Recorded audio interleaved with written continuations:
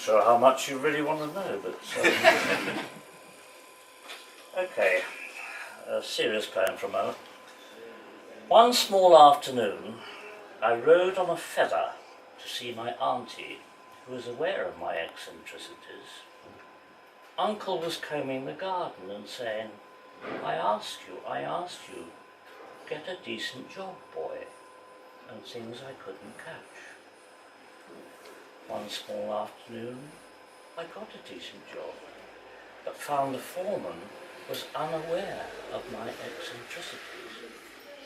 He would not let me ride my feather, so, offended, I eliminated him, which disturbed a lot of people, like his wife and the judge, who said things I couldn't catch.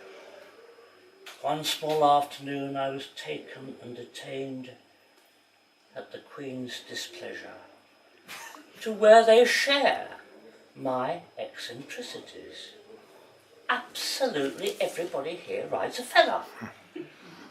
But for Auntie, when she comes to cry and bring me biscuits and say things I cannot catch. That I wrote a long, long time ago, and I think it was the first poem I ever had published in Poetry Review.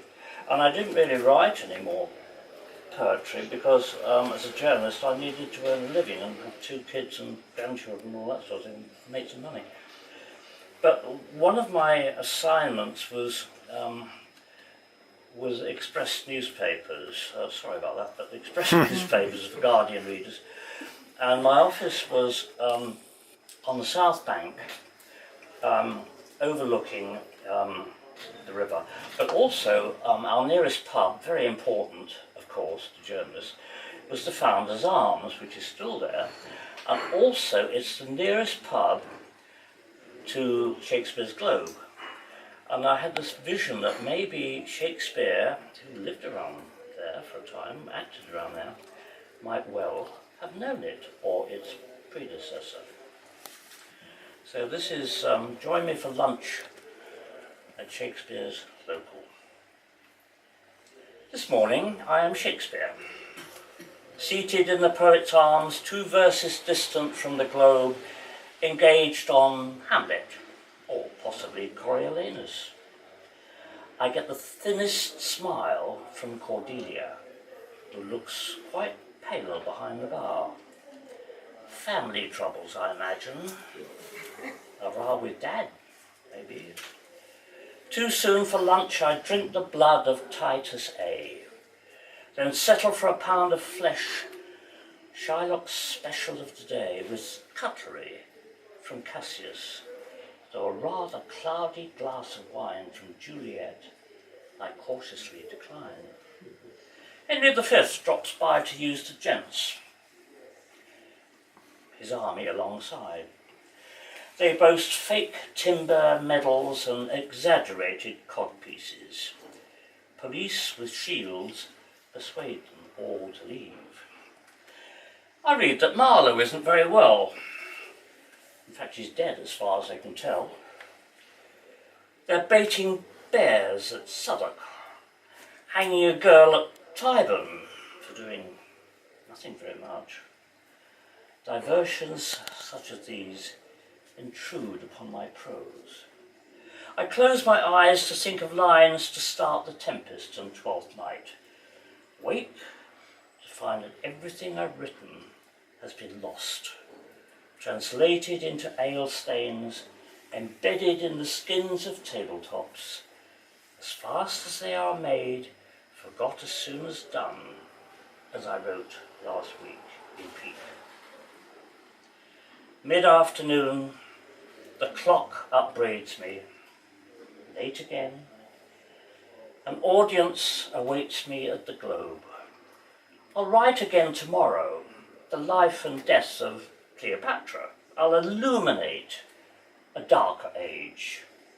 But as for now, the bard must leave the bar. Macbeth tonight, and I am due to take the stage. I'm also due to leave this one in a minute, but I'd just like to say thank you to Peter Keeble and his team, to my very, very good friend Frances White, who very kindly wrote wonderful things about me. I didn't recognise myself, actually. It was very sweet of her. And I think I've just got time to do this.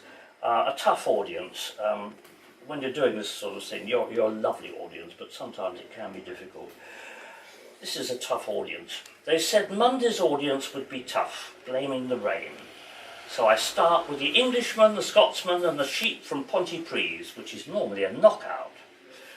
You could measure the silence in shuffles. So I try the Tom Jones song and Flounder in the High Seas, while the mother-in-law jokes head them for the exit marked PCs. Last resort, I do a pratfall and break a leg, which sometimes happens.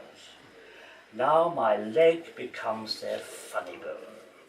They rise to applaud, just like the old days, while outside the rain washes my name from the posters.